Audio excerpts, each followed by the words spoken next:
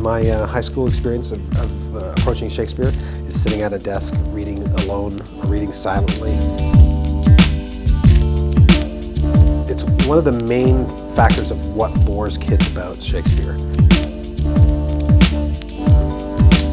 It's not that we negate that, but it's almost the exact wrong thing to do. These are plays that were never meant to be read. They're always meant to be seen and heard. We never want them sitting around reading silently. I'm sure if Shakespeare knew we were doing that with our students, he'd be rolling over in his grave.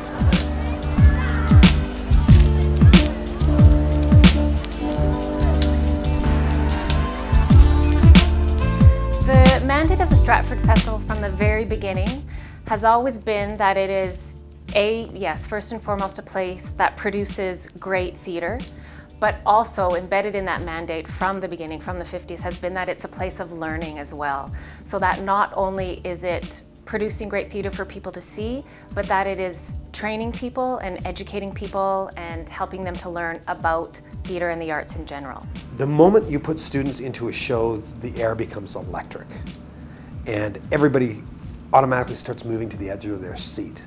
They catch the excitement that's going out on stage, and they feed it back. To have a student audience in that is completely diverse and bringing a whole new energy in is such a great experience for them, for the actors. And generally, if students come here to a Shakespeare play particularly and have been well prepared by their teacher and know what they're coming to see, their level of engagement is remarkable. The actors feed off the energy of the students in the house. And the energy that they bring to a house is much different than, let's say, an evening show or a seniors matinee. They infuse that show with their energy, and it's a symbiotic relationship between the actor and the student in the audience. Des McAnuff has a vision of enabling every school child in Ontario to have an experience at the Stratford Festival at one point during their school career. Recognizing that there are a lot of students living at far distances from the festival, he's hoping to make it easier for them to access the festival, and if not bring them here, us reach them. And it's a huge ask. But he sees the value in what happens to a student once they've seen the text lifted off the page.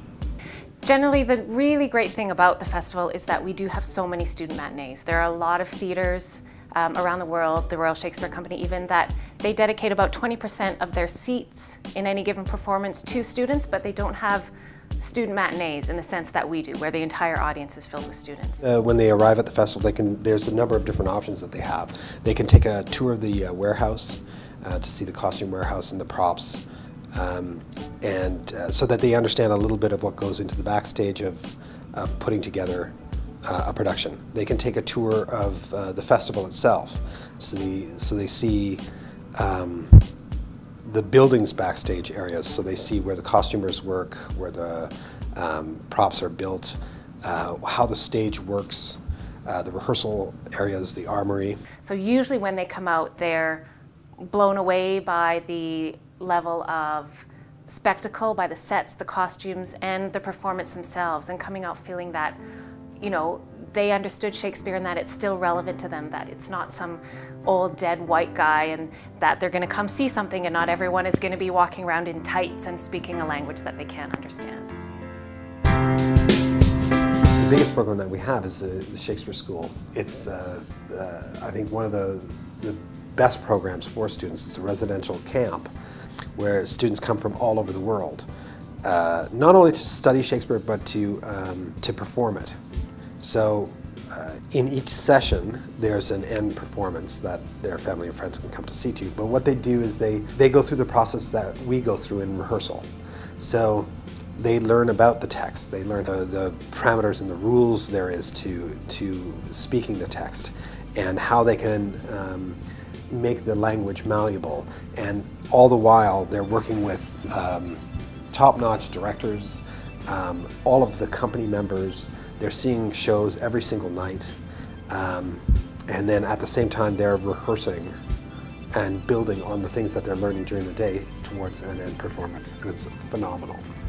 The Teaching Shakespeare program is one of our biggest programs. It allows teachers to come to the festival, to work with the artisans that we have here at the festival to recharge their batteries, and hopefully then go back into their classrooms and with a renewed vigor be able to take on the teaching of a Shakespeare play in a style that they've never done before. The elementary and the secondary panel has 3 attributes to it. One where the teacher comes to us to do workshops in the summertime in August for a few days and preview the plays that they might bring their class to.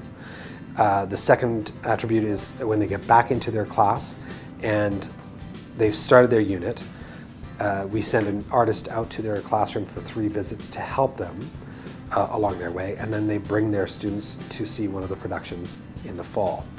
The drama has one other element, which is after they've seen the show, their aim is to work on a scene that they will bring back to the festival in November for the Student Players Festival, which is where they perform their scene and are adjudicated on one of our stages. Shakespeare on Wheels is a program that we've been running for 20 years. It's a residential program where we handle the entire arts curriculum of art, drama, dance, and music for a 2-week period. So we cover everything in a term in a 2-week period. And it's remarkable what a class can put together in a 2-week period when they have arts every single day. To go in at the beginning of the week to a school who clearly has no idea what they're about to get into, and then to see them transform and hear them speaking the text perfectly as if they were one of our actors on our stages. It's a glorious thing. More and more in our culture nowadays, people are, isolated behind their iPods or their mobile devices or their PlayStations or whatever it is. So it's becoming more and more rare for a group of students to have a community experience of live theater. I mean, they're social media savvy, right? So we get instant feedback all the time, and it's fantastic. Like they love these programs. They would want them, every month. What's really exciting about working with young people in Shakespeare particularly is that the younger you go even, the grade 4s, the grade 5s, for them, everything that they're learning in school is new. So Shakespeare isn't necessarily any more difficult for them than learning about levers and pulleys in science class or whatever else, rocks and minerals, whatever is new. It's new, but it's not as scary as it gets to us later on. Once they understand a concept or can grasp an idea, they become fearless. So to watch somebody approach, especially classical text, with a voracious appetite, that's what I love about it, is to see that transformation in that student. The stories are about being jealous because you really like the girl that your best friend likes, or wanting to get ahead, or all these things that kids can relate to, peer pressure in the Henry IV plays, parent expectations. Because at the end of the day, he tells really great stories. And stories with big emotions and ideas that we can all relate to.